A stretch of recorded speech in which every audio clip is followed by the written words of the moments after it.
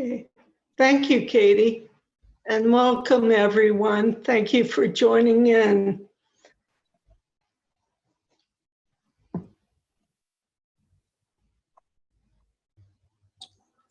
And my main focus is on goal number 2, developing a new perspective and appreciation for all people with challenges and to see them in a new light.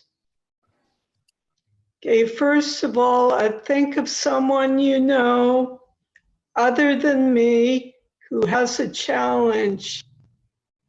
We'll get back to that person later on.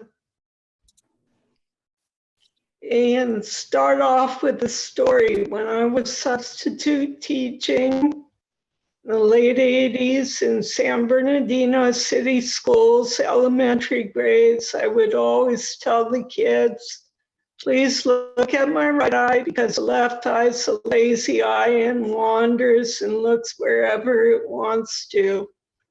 Got a cute picture and a sweet note from a 4th grade girl. The note said, our teacher is very, very nice. She's so nice. She has better things to do. She's pretty. I wish I was too. And hope your eye gets better. So my challenges are due to a head injury I had as a result of a car accident when I was 10 months old. Long before infant car seats and seat belts. It was July of 1963. Now you know my age. Mm-hmm. And in my talk, I'm focusing on various challenges, physical, emotional, schooling, and work. And for me, I'm focusing on having the importance of having a positive attitude with humor, being resilient, and accommodating to various situations. For all of you, I hope you'll develop empathy and respect for people with challenges, and for all of us to accept each other.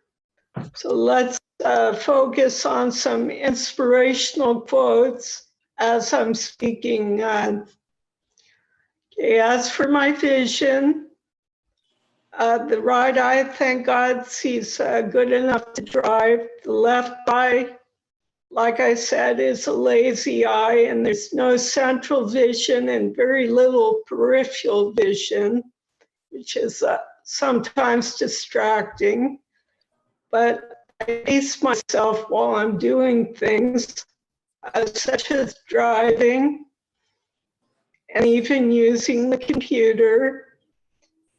And as for long drives, a way of accommodating is Amtrak. Another way is bribery. And in 2015, I got discouraged with my eye doctor because I was getting headaches with my reading glasses. Progressive lenses don't work for me. And I asked how long ago did my reading glasses change? He said 7 years. I decided to switch eye doctors.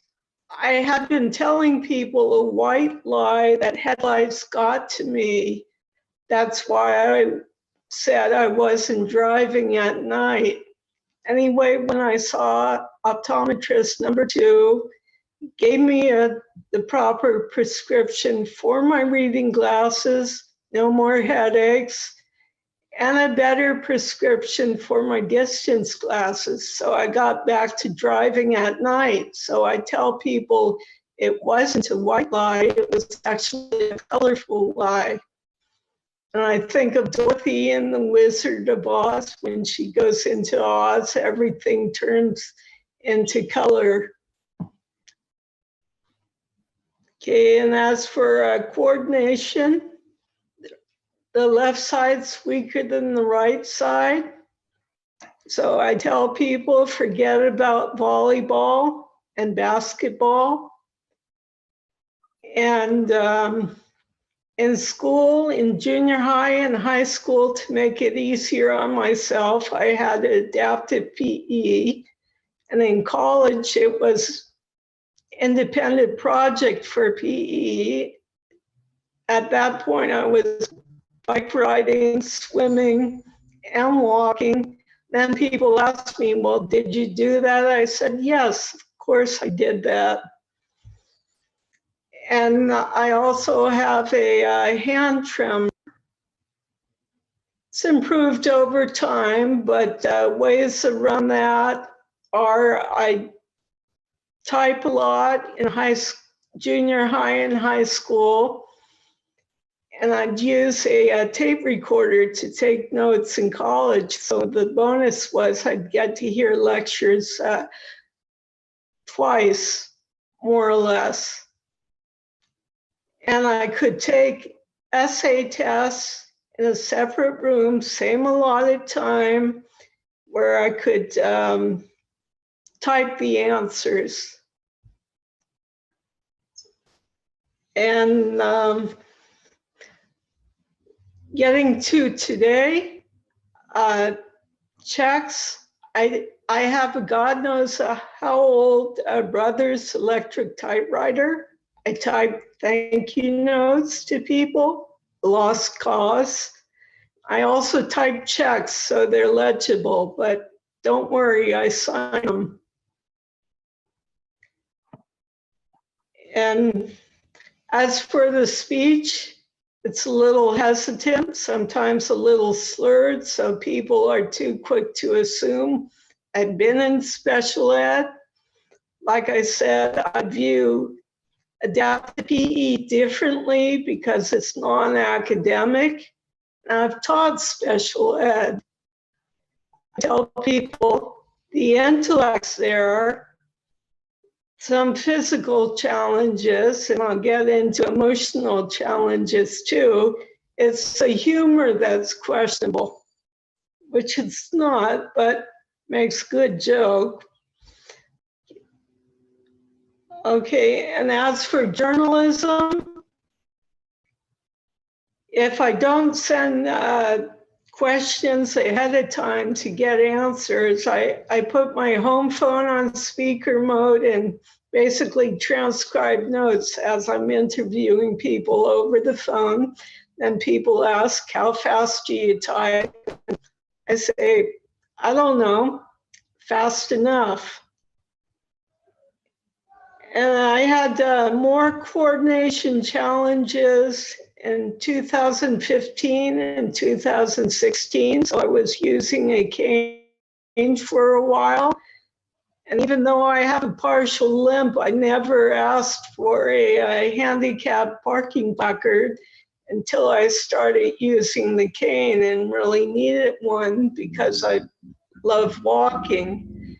And now, since I haven't used the cane for a while, now I only use the placard sometimes when I can't find parking. So getting back to schooling, like people say, like some people assume the intellect's affected. Well, I'm proud to say, got a B average towards my bachelor's degree at Cal State San Bernardino, and like learning so much, I stayed in school and got an A average towards my master's in education, and no more general ed, so that made it easier.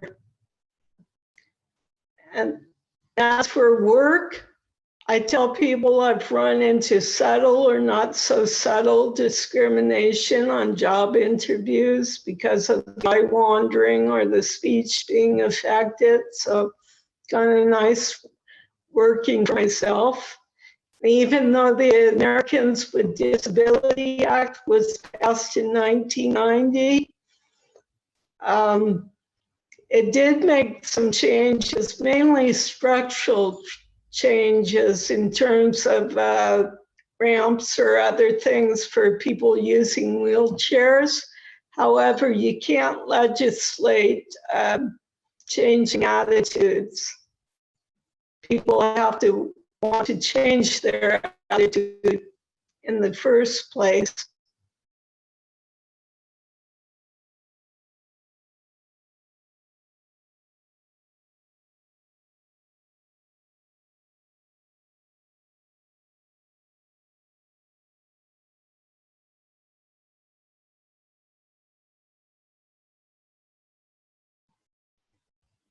As for coping with depression and anxiety, unfortunately, when I was 14, my mom, who was bipolar, took her life.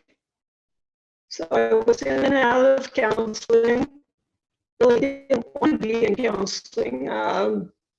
Was more concerned about making friends and doing well at school. So anyway, I went to college. Even though I was having trouble sleeping, I was afraid of taking medicine because I was afraid of side effects of the different medicine. Anyway, after I got my master's in 1988, decided to see psychiatrist number one. She misdiagnosed me with bipolar. Besides mom having been bipolar, grandma, my mom's mom, was also bipolar.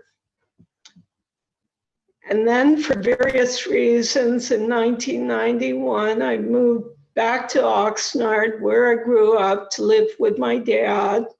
Then I started with psychiatrist number two, who also misdiagnosed me with bipolar and unfortunately at times over-medicated me, which made the speech even more hesitant and made the hand tremor worse. My journalism was always good because the computer was patient with me. Okay. Then Dad had a terminal illness in 2014. However, he realized what was happening to him, even though he had a few memory issues. But he unfortunately shot himself in the backyard. I found him. So then on top of depression, I had anxiety and PTSD. So I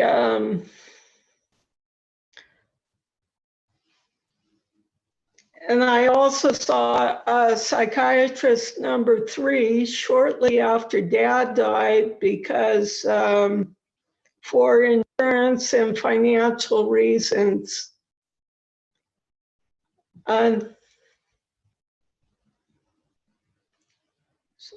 So I tell people the importance of counseling, especially if you're having problems, and the importance of taking medicine, hopefully the right medicine, because psychiatrist number three, even though he took me off medicine I never needed since I wasn't bipolar, he refused to give me anything for anxiety. He kept telling me it will slow you down. So after seeing him for about a year and giving him too much power, I had 2 anxiety attacks at the end of 2015.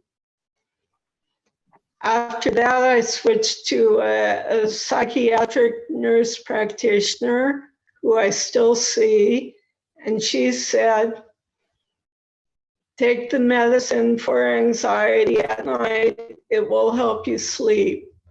So the way I sum up about the doctors, say since psychiatrist number 1, 2, or 3, 2 and 3 weren't the right doctors for me, let's make a deal. It was the wrong game show.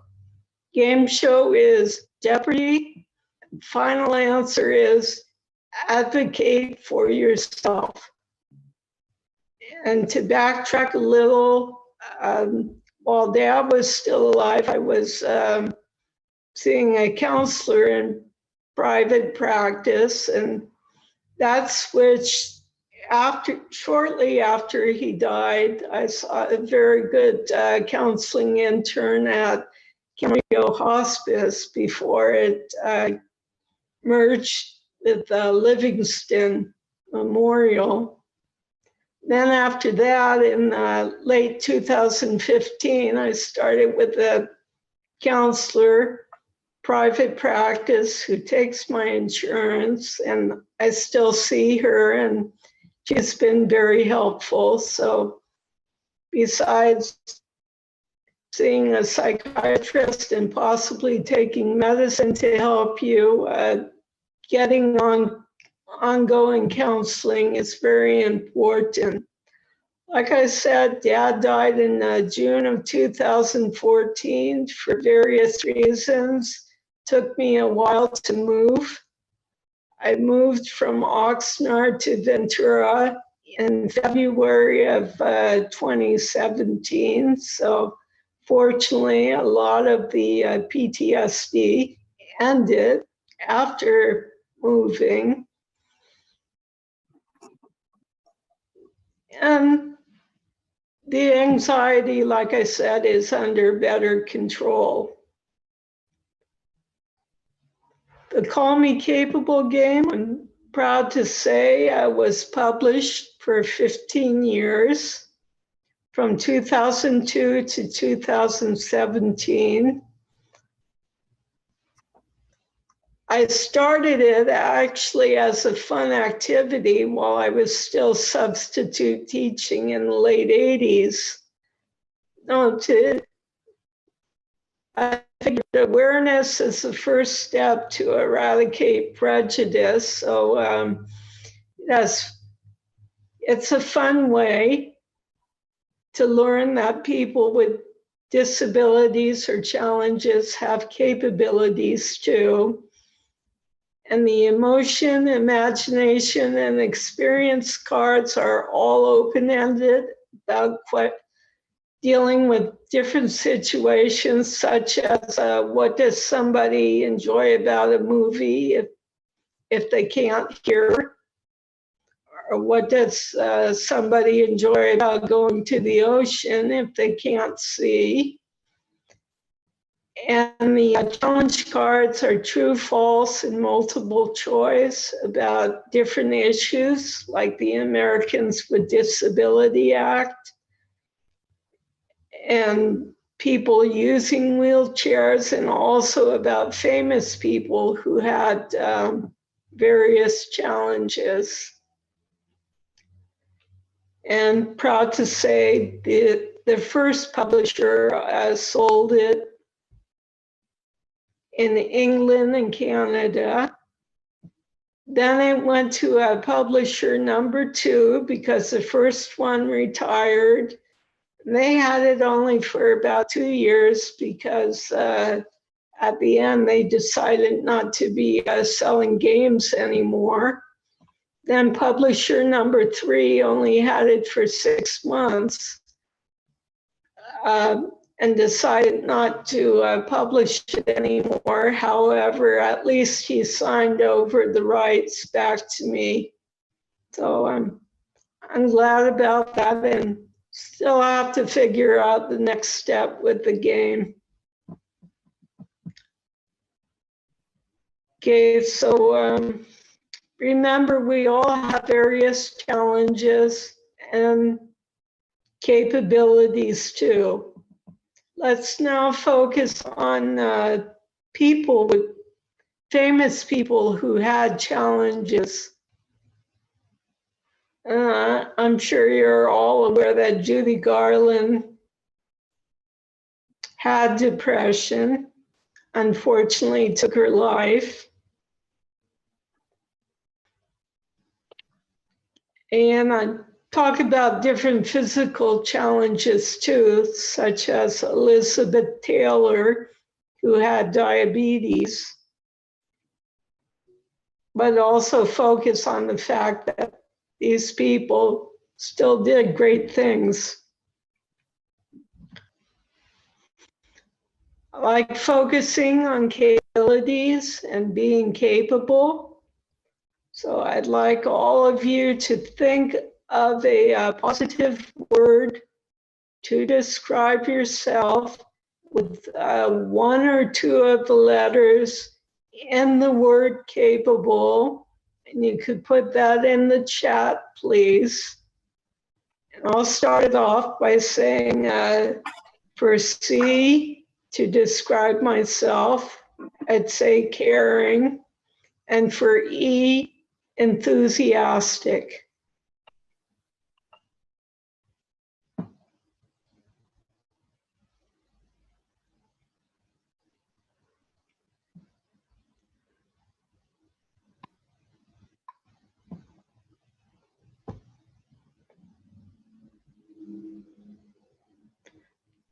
Thank you. This is part of the importance of having a positive attitude. Okay, and as for attitude, I can relate to Helen Keller. She said, I'm thankful, like her, I'm thankful for my challenges, for through them I found my work, motivational speaking and journalism, my God and myself. And as you could tell, humor is very important to me. I like what Mark Twain said, humor is mankind's greatest blessing, which I agree with.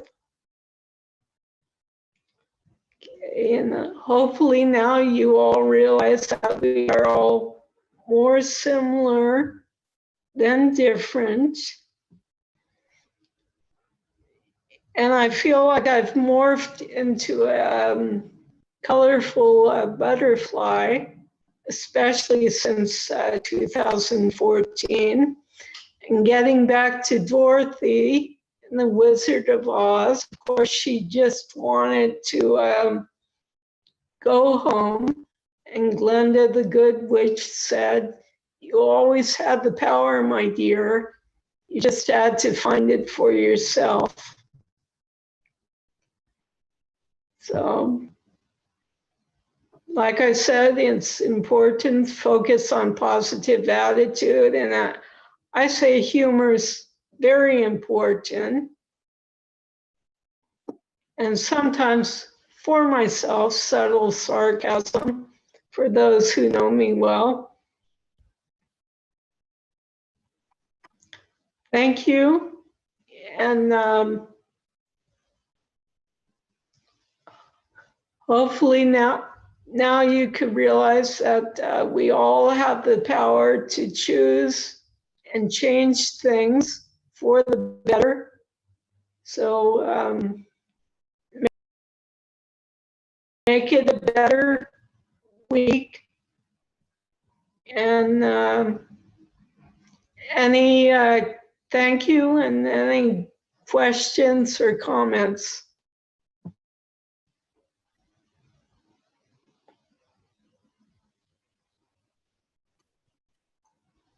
This is Katie. I just wanted to share some of the words that people wrote for capable. Compassionate, empathetic, accepting, capable, blessed, comical, always grateful, persistent, lovely, yeah, and positive. That's good.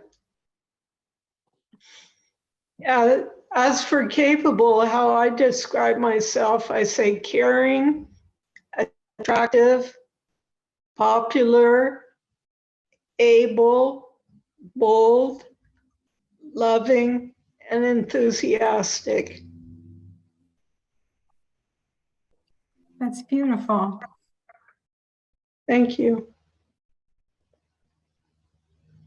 So, here's a question. Do you have any suggestions for getting through a tough day?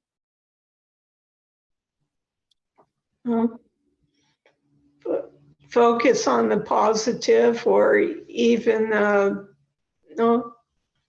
do something good for yourself, like going shopping, seeing a movie, or exercise is very important, I think, for feeling better, or even going out to eat. And here's another question. What's a good way to include someone with a speech difficulty in a group conversation? Have patience when they're speaking, and don't try to finish their sentences. And then also, how have you addressed discrimination?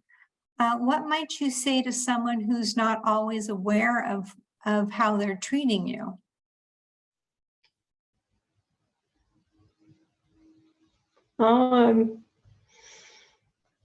Sometimes depends on the situation, even though I'll have to admit I have gotten more assertive over time, and basically say that, we all have differences. Let's just respect each other. So that's the importance of empathy and respect. And getting back to the person you were thinking of at the beginning of the talk, other than me, who has a challenge, think of something positive about them with one or two of the letters from capable, and then compliment them. The capable seems very powerful. Someone said that they like that, and to be kind to yourself. Thank you. Yeah. So if there's any more questions, is there anything else that you wanted to share?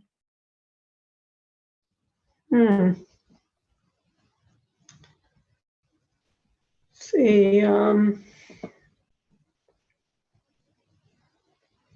It's okay. Not to put you on the spot.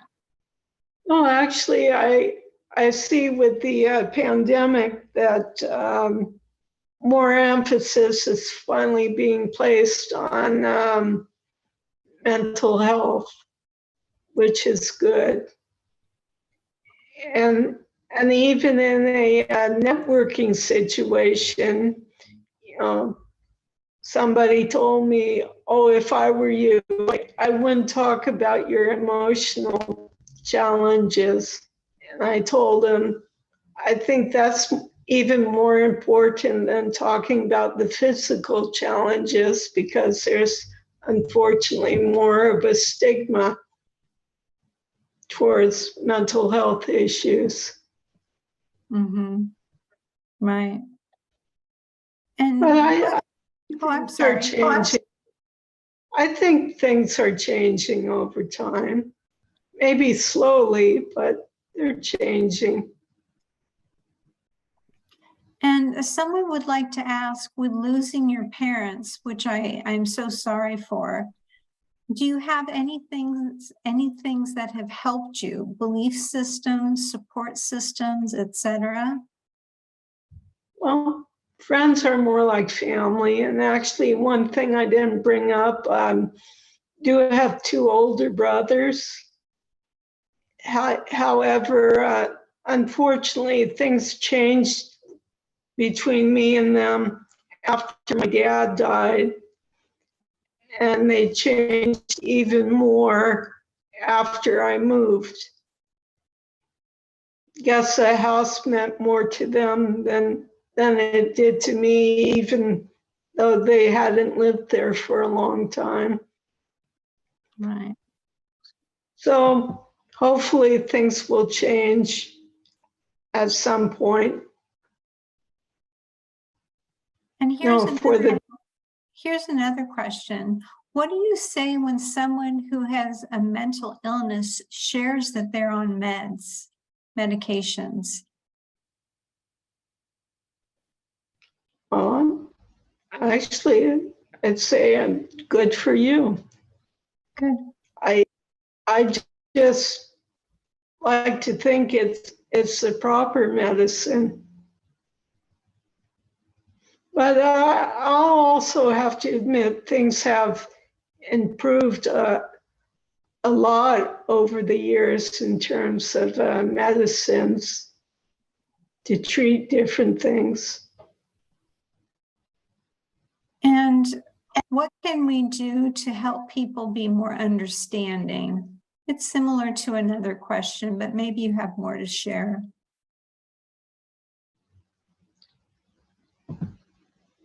Well,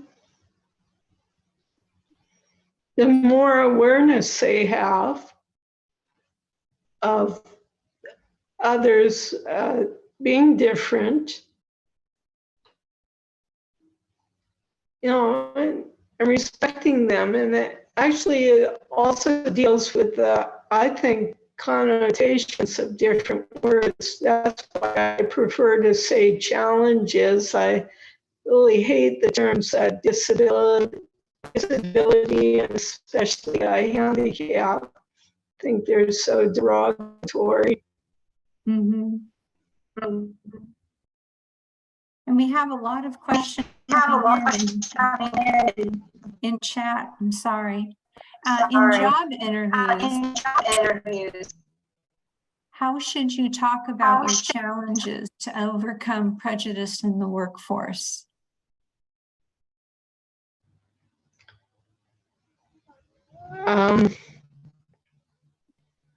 Well, even if you mention your challenges, focus on your capabilities, what you can do and what you can do in order to do the job well. And that reminds me that I dealt with state rehab, and because of testing, which wasn't really the appropriate test for me, the Wechsler IQ test, because it very well on the verbal, but not so good on the performance because of the eye-hand coordination problems and the visual challenges. So state rehab didn't think I'd manage in college at all. Definitely proved them wrong. I'm also proud to say I spoke to a Tri-Counties state rehab meeting in Santa Barbara, which I got paid for in 1999, and even saw that the counselor, who was a supervisor then, who had talked to me in high school. So it felt nice being on the other side and educating them. And do we have any questions from those who are? Oh, here we have something. Carol, you're an amazing inspiration. Thank you for sharing your story. You are truly an inspiration. Thank you. So I just want to thank you so much for sharing your story of hope and inspiration and providing a better understanding that people with disabilities have capabilities too. And I just wanted to, if it's okay with you, allow people to be in touch with you at Carol at callmecapable.net. And that's Carol at callmecapable.net. Callmecapable.net is her website. And I wanted to thank you for everything you've shared today.